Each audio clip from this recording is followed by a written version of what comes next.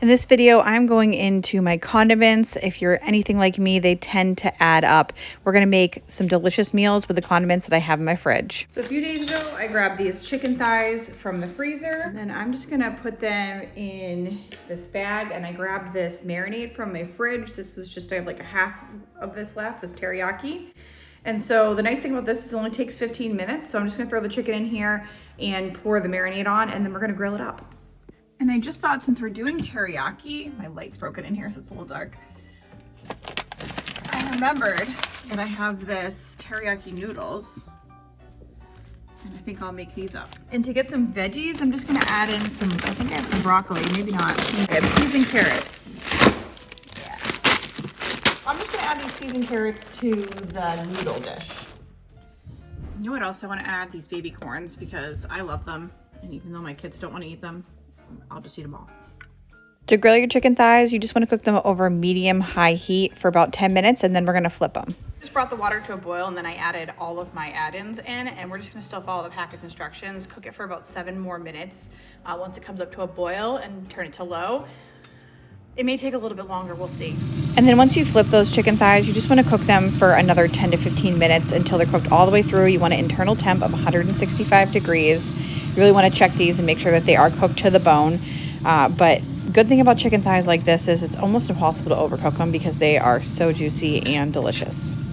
And on this particular day, we decided to eat outside because the weather was so beautiful.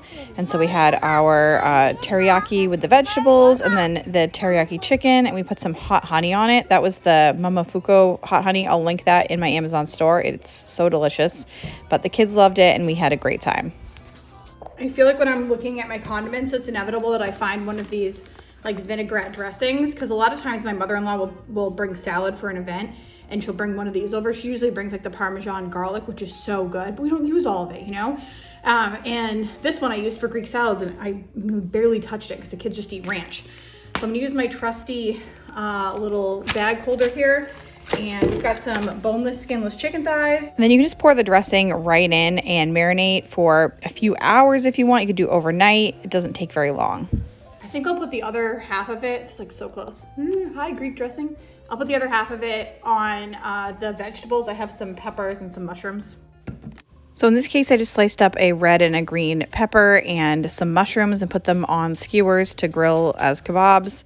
You could also use some onion in this, or you could do whatever your favorite vegetables are to grill this time of year. Usually using zucchini is really good, or summer squash, even eggplant. And then put those in a shallow dish and pour the remaining dressing right over the top and let those marinate. Truthfully, I probably should have cut these up first, but I was just in a rush, so I'm just going to cut them up now that I've already marinated them. If you cut them up ahead of time, they're going to get a lot more coverage with the marinade, so I don't know, that is better, but we're just...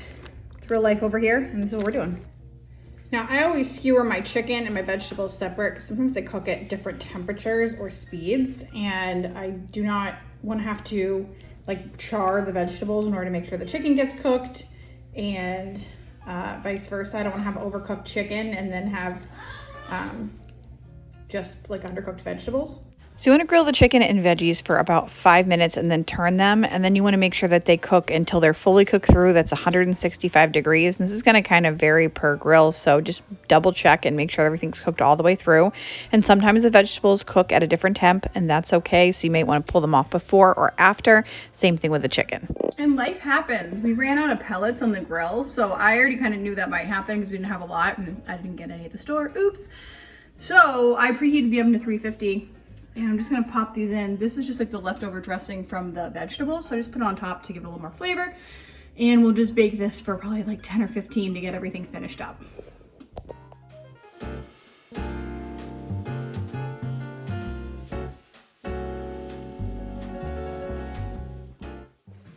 Finally came out of the oven. Took a while, but hey, that's what happens.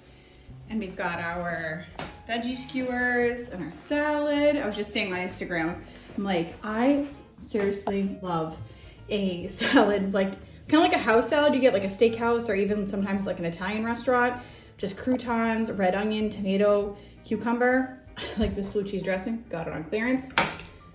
I think that is just like heavenly. So I started making it at home and it makes me very happy. And then also I was saying, like, I was like, is it really dinner without the roll of paper towels on the table? I don't know if anyone else does this. Like, comment below if you're also, you know, let me know what you think about the salad. And then also, if you also leave paper towels on your dinner table, because that's how you clean up. Next up, I'm going to be using this Italian dressing. Any Italian dressing will do. We're going to make a pasta salad, so just cook up your favorite pasta for pasta salad or whatever you have in your cabinet. It's a great way to clean out your extra pasta. Put about a half a cup of the Italian dressing into the pasta, followed by about a third a cup of mayonnaise, and then whatever veggies you have around. In this case, I used some chopped red onion, chopped peppers, chopped tomatoes, and chopped cucumbers. This is the perfect fridge clean out kitchen sink pasta salad. And the pasta does tend to kind of absorb some of the flavor. So if you need to add more Italian dressing, you feel like you need more flavor in there, go ahead and do that. If you want to add more mayonnaise because you like your pasta salad more mayonnaisey, also go ahead and do that and add more to it. This is honestly one of my favorite flavors for pasta salad. It is so simple. You could even mess around with it and do like that Greek salad dressing or like a Parmesan garlic, and that'll give it really good flavor too. So it's just a perfect way to use things up and perfect for any summer barbecue, or if you're bringing something to a potluck, you can just make something out of what you already have and then you don't have to spend any extra money. In a recent video, I also used up all this extra salsa, making something also spectacular for a potluck. Go ahead and check on this next video and you can watch what I made there. Someone